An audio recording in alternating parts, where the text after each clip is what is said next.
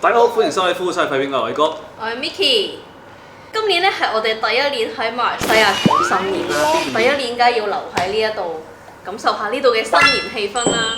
因為咧之前有觀眾就同我哋講話喺馬來西亞過新年咧真係好正，正到翻唔到轉頭。係咪咧？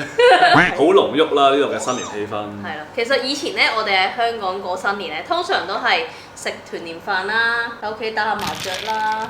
係可能食下啲蘿蔔糕啊、芋頭糕啊，最重點咧係要賭錢。賭錢啦、魚蝦蟹啦、打麻雀啦、打啤牌啦，係玩下撲克啦，係啦，唔好講咁多賭嘅嘢啦。我哋發覺呢度嘅新年氣氛咧係真係特別濃厚嘅喎，係比起香港咧，甚至係以前我有返大陸啦，嗰個感覺好似都係呢度濃厚啲。呢度係特別多活動啦，所以咧我哋今日就諗住拍條片咧，分享一下喺馬來西亞過新年同埋喺香港過新年係有啲咩唔同。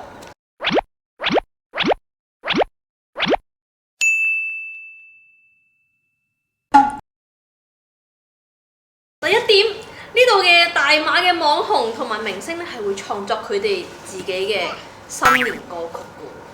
大家知唔知原來馬來西亞咧係每一年產出呢一個賀年歌最多嘅地區？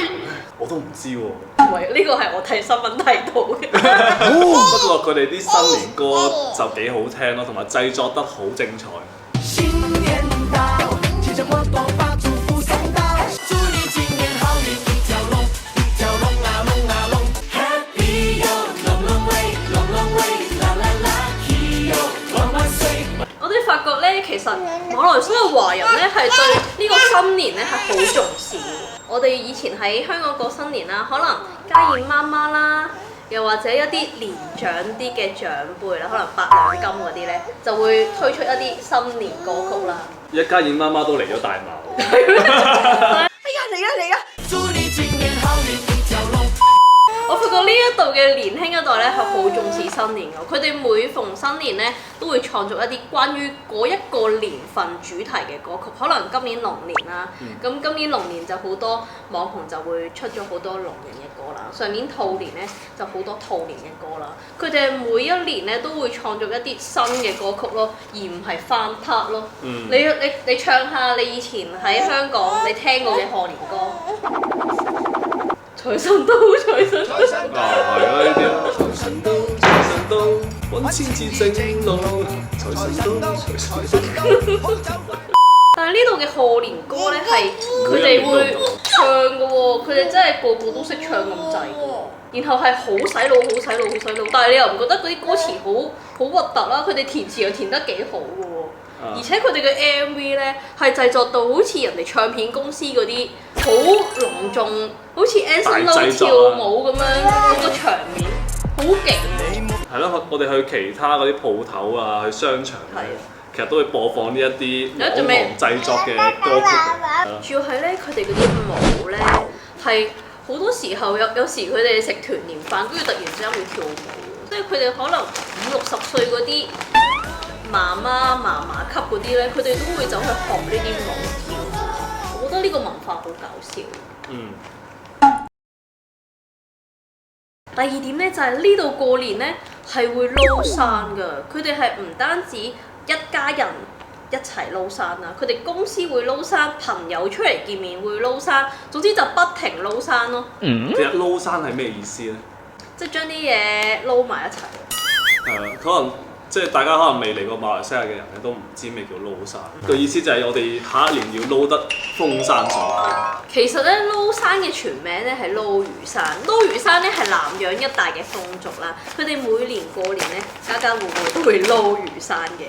咁撈魚生嘅時候咧，就一家人咁樣坐埋一張台啦。咁嗰張台係圓形嘅，即係代表團團圓圓嘅意思啦。佢哋將魚肉啦、其他配料啦同埋醬汁倒落去一個大盤入邊啦，跟住然後就會企起身，然後大家一齊用筷子咁樣撈拉到好高，然後撈嘅時候咧就會講興啊、旺啊、發啊。其實我覺得咧呢個文化咧，我哋喺香港咧應該都要加入去咯，因為你唔覺得咧，大家一齊圍埋一齊，跟住然後喺度有個儀式感。即係大家一齊越撈越順，越撈越好，即係佢好似一個祝福然後你會每一年都好想做呢個行為咯。即係一個正能量嘅。係啦，我喺呢個過完一年新年咧，然後我都想翻到屋企都會咁樣撈山咯。其實我哋今年公司咧，同埋我哋同朋友咧都撈過一次啦。咁啊 total 我哋撈咗2次啦。其實撈山成個過程咧，就係大家一齊攞個筷子一齊亂咁撩嗰啲嘢，將佢炒起佢。嗱，我哋公司咧嘅攝影師華仔咧，喺撈山嘅時候咧，就將成台咧撈到周圍都係。就係咁。仲潑到我成身都係嘅。不過係開心嘅，好搞笑咯！我覺得成個過程。係啊，今年一定發個豬頭。祝大家都風生水起啊！好老土啊你！人就係咁老土噶啦，呢啲咁傳統嘅嘢係咪？叫乖乖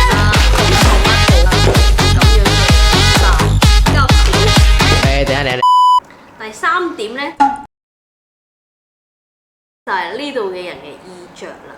我發覺咧，呢度嘅人新年咧係會着一啲傳統嘅服飾嘅，可能女仔咧就會着旗袍，男仔咧就會着唐裝，仲有一啲係設計好新穎嘅潮流服飾啦，都係關於新年嘅元素嘅喎。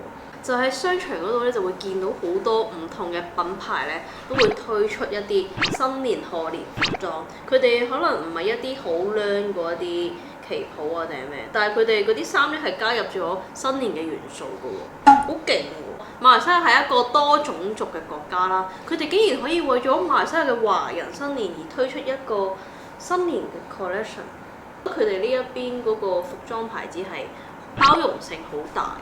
另外一個好驚嚇嘅點就係、呢一邊嘅人咧食團年飯啊，又或者係一家人慶祝咧，佢哋係會着套裝嘅喎。可能今年我有個主題係全部紅色，跟住全部人都着晒紅色咯。呢個文化係非常正啦，因為佢可以令到全家人咧都好期待呢一個慶典。family 比較團結。我哋喺香港咁耐咧，我哋都係冇乜見過會有呢一個習俗咯，即係冇一個習慣係咁樣，大家聚埋一齊，然後着埋同一樣嘅衫。係冇 dress code 嘅。係咯，我覺得呢個文化係非常好嘅。第4點咧就係關於呢度嘅新年嘅賀年禮物啦，同埋佢哋辦年貨。大家見到我哋台上面好多一罐一罐嘅嘢，全部都係紅色嘅膠樽。我哋喺香港過嚟咧，係冇帶我哋以前喺香港嘅全盒過嚟，跟住然後偉哥咧就喺個商場嗰度不停喺度揾個全盒啦，跟住發覺係有嘅，不過少啦。真係好少見到全盒呢樣嘢啦，因為我哋香港嘅習俗咧就係買一個全盒啦，全盒入邊有好多格㗎嘛，然之後咧每一格咧我就會擺一啲賀年嘅食品啊，例如好似嗰啲糖蓮子啊。一啲糖果啊，一啲花生啊、瓜子啊等等，係啦。但係我發現呢度咧係唔興呢樣嘢嘅。係咯，我哋去商場揾完之後，跟住我哋翻公司問下啲同事啦，跟住點知發覺咧，原來佢哋係唔用全盒嘅喎，佢哋咧係興用呢啲咁樣嘅紅色嘅罐裝住佢哋啲賀年食品嘅喎，我覺得呢個係好新奇喎。我覺得係幾好食嘅喎，同埋呢啲係喺香港根本就買唔到喎。呢個嗰啲賀年食品咧。佢哋係用手工整出嚟，全手工製造咯。即係譬如呢啲咁嘅會教別。大家睇下呢啲幾有心機啊！如果係每一塊都係自己手工製造嘅，係啊，係好嘥時間嘅喎。喺香港根本就唔會有呢樣嘢。因為香港通常食開嗰啲都係嗰啲咩奇華啊、榮華啊，跟住嗰啲係一罐罐已經係工廠式係製造嘅。但係呢一邊嘅人咧就係純手工製造。你知唔知呢兩個咧係 Shirley BB 話1年前訂好咗嘅？佢話你臨時訂咧係冇。呢啲係小春卷，好好食，我已經食咗一晏。但係佢呢一個味道咧，佢又唔係肉鬆，佢呢個係森巴味。我中意肉鬆味嗰隻多啲，呢隻係金哥金嫂送俾我哋嘅，係森巴味道。嚟，等望下啲咁細條啊，望到啊！點解可以用手工自己去包出嚟咧？我覺得佢哋真係好勁。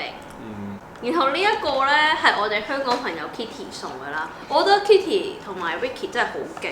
佢哋喺呢一度咧係已經成為咗半個馬來西亞人咯。佢哋係真係知道呢度嘅人過年係會用呢啲做年餅咯，而而唔係我哋好似好膚淺咁樣買一盒盒嗰啲春卷啊、蛋卷咁樣。因為我哋香港咧送禮咧多數都係嗰啲藍罐曲奇啊、朱古力啊，然之後咧我哋係去人哋屋企之前先會去樓下嘅可能百佳啊、萬寧啊先去買嘅。因為屋企細啊嘛，你諗下，如果你去8個10個親戚屋企，然後你屋企要堆住8樣10樣嗰啲賀年禮品喎，你邊度有位擺咧？係咪先？都係香港就比較細啲。係咯，同埋方便，你嗱嗱聲買完之後就可以去拜年。不過有一啲咧，可能比較長輩少少嘅，或者係一啲做生意嘅人咧，其實都會買定擺喺屋企先嘅，即係買定然之後 pack 好晒啦，然之後擺喺屋企，然之後人哋可能過嚟送禮俾你嘅時候咧，你又可以攞嗰啲回禮俾人哋。但係呢度咧就除咗呢啲會攞嚟送俾人之外咧，仲有啲禮籃。臨近新年1個月左右開始咧，就會見到有啲商場就開始擺滿晒嗰啲禮籃啦。佢哋咧係擺滿各式各樣嘅禮籃啦。嗰啲禮籃咧唔係我哋平時喺香港見到嗰啲一盒盒包到好靚嗰種，而係嗰啲好似成個花牌，跟住然後入邊又有酒啦，又有鮑參翅肚啦，又有罐頭鮑魚啦，燕窩啊，係啦，仲要係佢包到係好豪華啦。即係我第一次睇嘅時候咧，我係唔會認為呢一份係我要拎走嘅禮物咯，即係我以為佢係 show 出嚟 display 俾你睇入邊有啲乜嘢嘢，但係咧原來啲人係咁樣一份份咁樣買走嘅喎。係佢包得好靚嘅，最平嘅可能100蚊鬆啲就已經有一個好大盒嘅禮籃。仲要係佢入邊會有埋啲風水擺設嘅喎。佢呢一個係我哋其中收到一份人哋送俾我哋嘅禮物啦。咁佢罐頭鮑魚禮盒入邊咧係有呢個風水擺設，係龍年嘅呢個擺設咯，幾靚咯，我覺得都。即係你摸上手，你真係幾百蚊貨仔嘅禮物，然後入邊有呢個嘢咧，佢唔係輕飄飄嘅喎，佢係真係有質素嘅喎。我覺得佢呢一個係對我哋嚟講係好新奇咯。跟住我哋今年都買咗幾份禮物，然後買完之後咧，人哋係會幫我哋用個彈車咧，佢幫你推去卡帕，然後幫你擺上車嘅喎。我覺得呢個服務係超好喎，第一次感受到呢一個服務咯。我哋喺香港其實係好少見啦，跟住我哋問翻當地人咧，原來呢啲禮籃咧係用嚟送俾長輩或者係一啲工作嘅合作伙伴。比較大份啲嘅啦，呢啲。係啊係啊。即係比較尊重。但係如果你喺香港要收到呢啲禮籃咧，通常長輩係唔會送呢啲嘅。係一啲工作，即係可能 agent 公司啊，又或者 PR 公司啊，嗰啲就會送俾客戶嗰種咯。但係我估唔到呢一邊咧係用咁少嘅錢可以買到呢一啲咁盛大嘅包裝嘅禮物。好得體咯，我覺得嗰個包裝同埋，其實對於我哋嚟講係有少少誇張嘅。係，我都覺得好誇張。但係對於呢度嘅人嚟講咧係好平常，因為我哋買嘅時候咧，見到一個男人。一架伊朗嘅車上面有幾份咁樣推走，呢啲禮籃咧送俾人咧，俾人嘅感覺好似大氣咯。第5點咧就係喺馬來西亞過新年，呢度啲煙花同炮仗係冇停過咁滯。其實係由年30晚開始。係啊。我哋嗰時喺巨呢碑喺度玩緊啦，已經開始有人玩緊嗰啲煙花仔啦，同埋仙女棒，同埋啲人開始放煙花。原來佢哋一踏入年初1嘅時候，佢就會不停。可能你一日有10幾次咁樣咧，見到周圍我哋呢度屋企附近啦，周圍嗰邊碼頭嗰邊，呢邊入邊嗰度，哇！又係咁放，係咁放。感受到咁多人放煙花同炮仗，仲要係佢係每家每戶都放喎。我喺度諗。嗰啲煙花同炮仗係咪唔使錢㗎？點解啲人可以放極都有嘅？可能呢度買煙花可能比較平啲啊，我覺得。其實呢邊有好多檔口咧，尤其是街市嗰度咧，就擺出嚟，哇！好多嗰啲炮仗啊、煙花賣。呢度喺香港係絕對見唔到。其實我覺得放煙花係一件好喜慶嘅事情嚟嘅，即係每一日都有人同你慶祝咁樣，你唔覺得好正？第6點咧，就係原來馬來西亞嘅年糕咧係好特別㗎，即係我成世人食過好多年糕啦，但係馬來西亞呢個年糕咧係會令到我成世人都會記得㗎。其實香港嘅年糕咧，佢哋係包裝得好靚好靚，因為佢哋係工廠 pack 出嚟嘅，就係、咁樣一底底咁，然後用嗰、個鐵嘅鋁紙裝住嘅。或者個盒啦，個膠盒咁樣裝住。但係咧呢邊嘅年糕咧係用一啲鐵嘅圓碌碌嘅罐裝住喎。係罐頭嚟嘅嗰啲係。上面咧係有張香蕉葉嘅喎，跟住佢哋做嘅過程咧都係令人哋好驚嚇。點解佢哋會有咁有心思去做呢啲咁嘅年糕出嚟？你知唔知點樣做？蒸咯。其實而家咧馬來西亞嘅年糕咧，我唔知道出邊係咪有工廠做，但係原來佢哋自己手工做嗰啲年糕咧係好繁複嘅步驟先做到出嚟。首先佢哋係由圓粒嘅糯米開始洗完之後咧，佢哋就會將佢磨成一個粉啦。磨完粉之後咧係加白砂糖，之後佢哋就將佢撈勻晒啦，就拎去一個好大嘅鐵兜煮。佢哋係用嗰啲柴火。然後佢哋就將白色嘅年糕煮到佢變可食，即係食落去個口感咧係好綿好腍，同埋好有嚼口㗎。即係佢同我哋以前喺香港食過年糕係唔同，係顛覆咗我對年糕嘅認知。大家嚟到一定要試下，真係好食。但係新年嘅時候先會有啦。係啊，同埋好多人已經冇做啦。呢個年糕可能有機會失傳，可能要叫啲後生嘅要去學下。大家快啲學下嘢啦！其實整年糕呢個過程咧都係好繁複嘅，不過咧呢啲就係傳統嘅意義。第7點咧，呢度嘅人咧係會請一啲舞獅去屋企嗰度振興佢哋嘅屋企。其實喺香港咧，我都諗幾時會見到舞獅咧？可能就係新年嘅時候啦，可能你住屋村啊，又或者村屋啊。耍嗰啲舞獅嘅人咧，多數啦都係嗰啲江湖俠士啦。係啦，我記得我以前細個嘅時候咧，即係可能我10歲左右，咁嗰時我哋住村屋㗎啦。我爸爸嗰時返緊工，得我同我媽同我細佬喺屋企。然後咧，嗰條村咧就好搞笑喎。佢新年嘅時候咧，就會有啲人舞龍舞獅咁樣話要上你屋企啦。咁嗰時咧，我哋第一年就搬入去嗰個地方啦。咁我哋就唔知呢個習俗，原來啲人上到嚟之後咧，你係要每一個都要俾利是喎。算唔算係收陀地咧？可能都算係，即係第一年我哋唔知啦，然後我哋就問村入邊嗰啲人，就佢哋話一定要俾利是啦。咁俾完之後，第二年咧。我哋就扮唔喺屋企，我仲記得嗰時咧，我聽到嗰啲舞龍舞獅嚟，跟住我同媽咪講：媽咪炒啦，佢哋又嚟啦！跟住我媽話唔好出聲，我哋扮唔喺屋企，因為爸爸唔喺屋企。